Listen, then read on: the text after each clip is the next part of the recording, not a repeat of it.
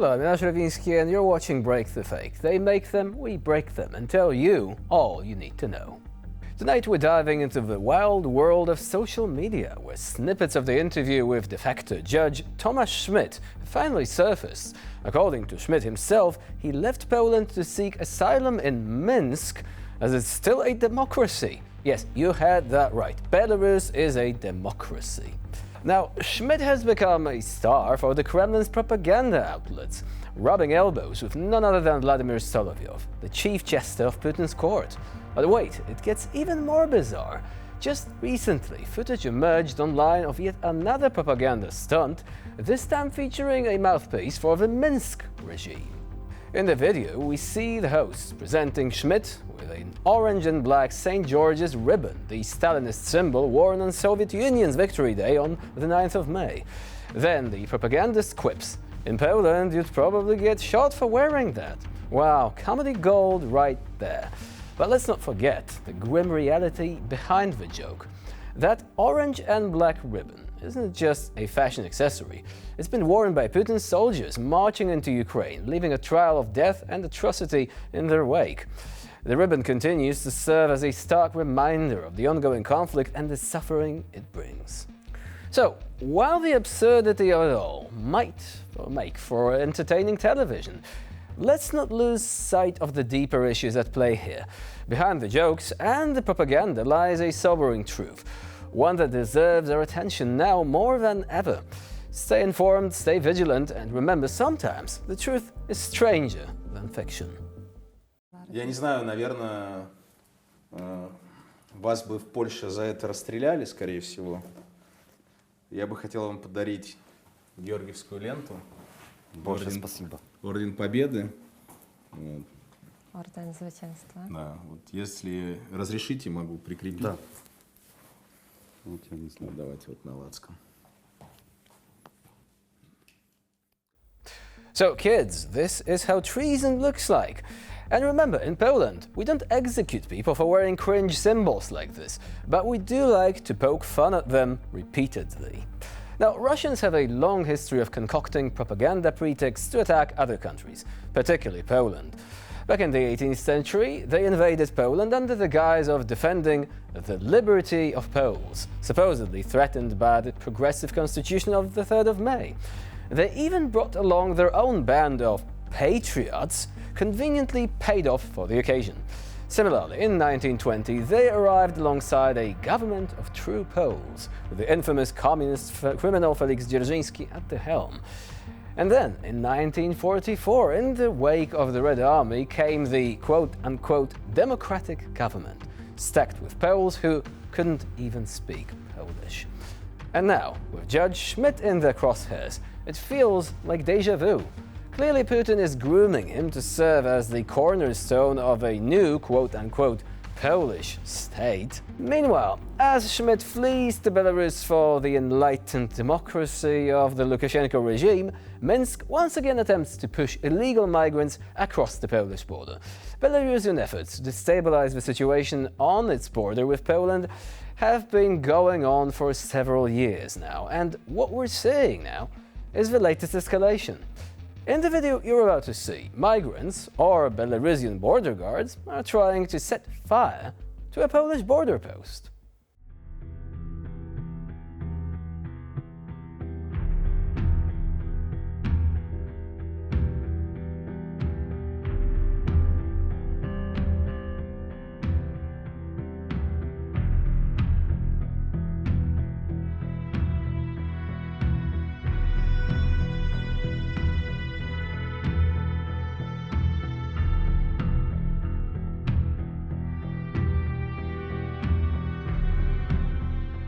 One weird thing about Russia, especially its propagandists, is when things are relatively stable in Russia, like no natural disaster stable, the Kremlin's mouthpieces go into overdrive, with threats aimed against other states.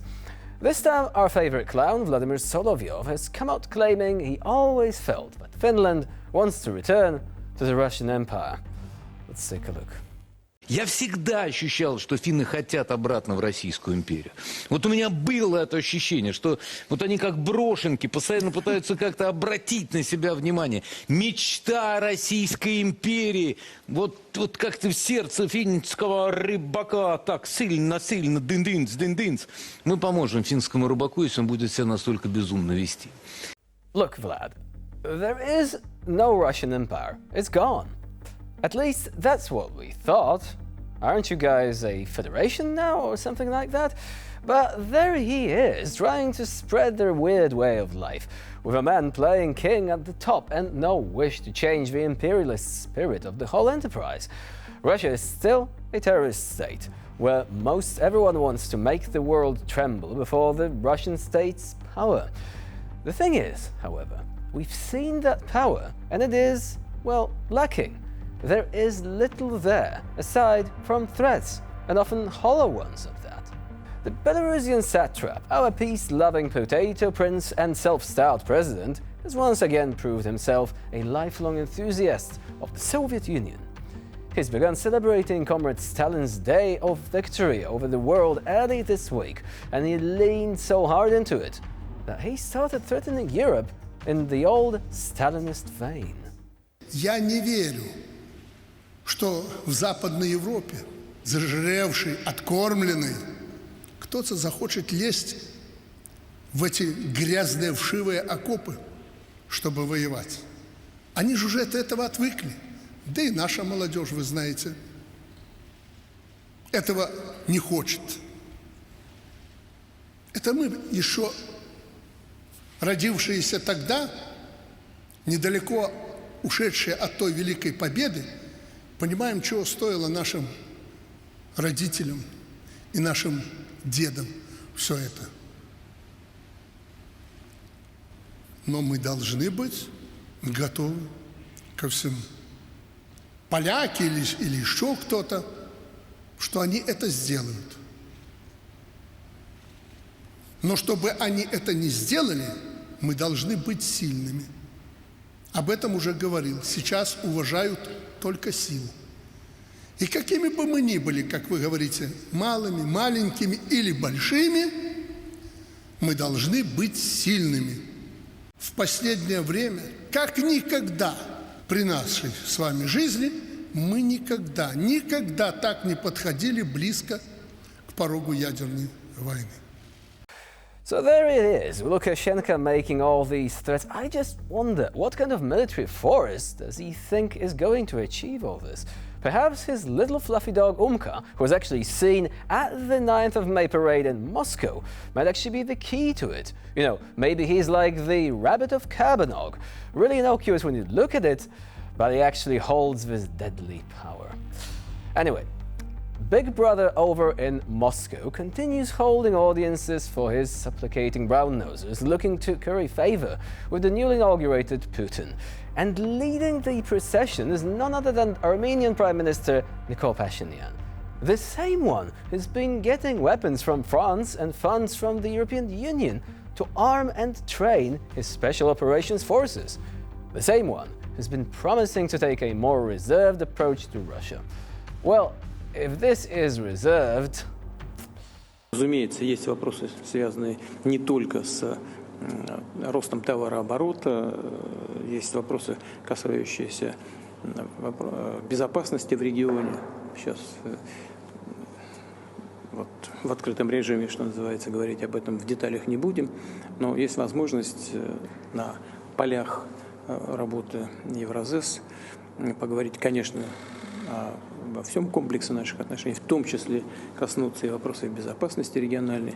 Я очень рад вас видеть. Добро пожаловать. Спасибо большое, уважаемый Владимир Владимирович. Pashinyan's been acting up recently, but right now we have no way of saying how much of this supposedly anti-Russian behavior was directed by Moscow itself. At this point, it seems that Armenia has returned to its vassal position, at least superficially. Who knows, maybe it'll give Russia some of its French arms as a way of making amends. That wouldn't be the least bit surprising. And anyway, if he's thinking that if Azerbaijan comes knocking at the door and Russia is going to help, he might be disappointed again. Now, it's the 9th of May today. Any ideas who celebrates a national holiday? Oh yeah, it's Victory Day for the Russians, when they celebrate the triumph in World War II. And how are they celebrating exactly? Well, we have footage. Let's take a look at the Russians in the German city of Frankfurt.